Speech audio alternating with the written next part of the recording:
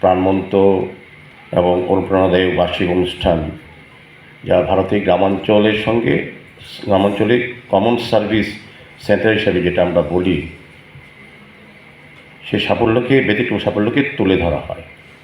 এই ডিজিটাল পরিষেবা সেবকরা ভারতের ডিজিটাল রূপান্তরে মূল চালিকা শক্তি, যারা গ্রামীণ নাগরিকদের দোরগোড়ায় গুরুত্বপূর্ণ পরিষেবা পৌঁছে দিচ্ছেন।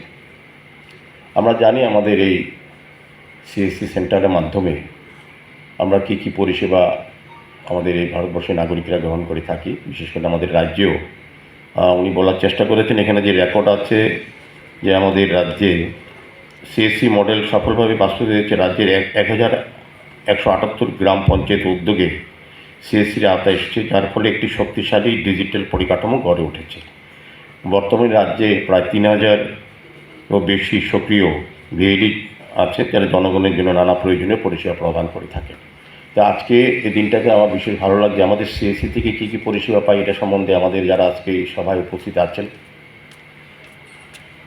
এবং আমরাও যারা আজকে মঞ্চে আছি অনেকটা জানি যে সিএসসির মাধ্যমে রাজ্য ও কেন্দ্রীয় সরকারের বিভিন্ন পরিষেবা প্রদান করা, ব্যাংকিং, বিমা ও পেনশন সংক্রান্ত সেবা, দক্ষতা উন্নয়ন এবং শিক্ষা সংক্রান্ত পরিষেবা প্রদান, স্বাস্থ্য যেমন আয়ুষ্মান কার্ড, কৃষি সংক্রান্ত সেবা যেমন পিএম কিষাণ নিধি, এই ধরনের বিভিন্ন প্রকল্প সুবিধাগুলি আমরা সিএসসি সেন্টারের মাধ্যমে আমরা পেয়ে থাকি। আর আজকে যেটা নতুন সংযোজন হয়েছে, আমি খুব আনন্দিত আগরতলা পৌর মেয়র হিসেবে বা আগরতলা শহরবাসী পৌর নাগরিকদের সুন্দর নাগরিক পরিষেবা প্রদানের ক্ষেত্রে আধুনিক বিজ্ঞানসম্মতভাবে আমরা আগরতলা মিউনিসিপ্যাল কর্পোরেশনকে আমাদের সরকার আসার পর আমরা তৈরি করার চেষ্টা করছি।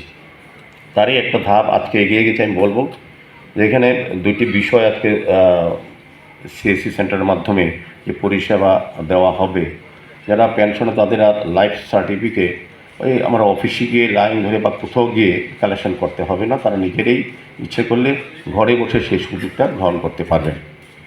আর প্রপার ট্যাক্সের ক্ষেত্রে যে আমাদের সম্পত্তি কর যেটা আমরা প্রদান করি বিভিন্নভাবে, সেটা এখন আর অফিসে সরাসরি যেতে হবে না, এটা ইচ্ছা করলে নিজেই সেন্টারের মাধ্যমে কিংবা ঘরে বসেই সেটা প্রদান করতে পারবেন।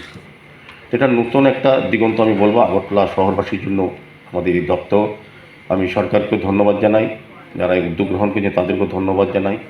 আমরা সার্বিকভাবে আমাদের দেশের যশস্বী প্রধানমন্ত্রীর নেতৃত্বে সারা ভারতবর্ষকে ডিজিটাল ইন্ডিয়া আমরা যেভাবে সমস্ত ব্যবস্থা অনলাইন সিস্টেম করা, আমাদের পৌর এলাকায় এবং পৌরসভায় বা পৌর নিগমও আমরা চেষ্টা করছি প্রতিটি ক্ষেত্রেই যে অনলাইনের মাধ্যমে সমস্ত পরিষেবা প্রদান করা করতে। কাজে আস্তে আস্তে সময়ের দাবির সঙ্গে, মানুষের চাহিদার সঙ্গে, মানুষের প্রত্যাশার সঙ্গে সামঞ্জস্য রেখে আমাদের সরকার, কেন্দ্রীয় সরকার এবং রাজ্য সরকার, আমাদের দপ্তর আমরা কাজ করে যাচ্ছি।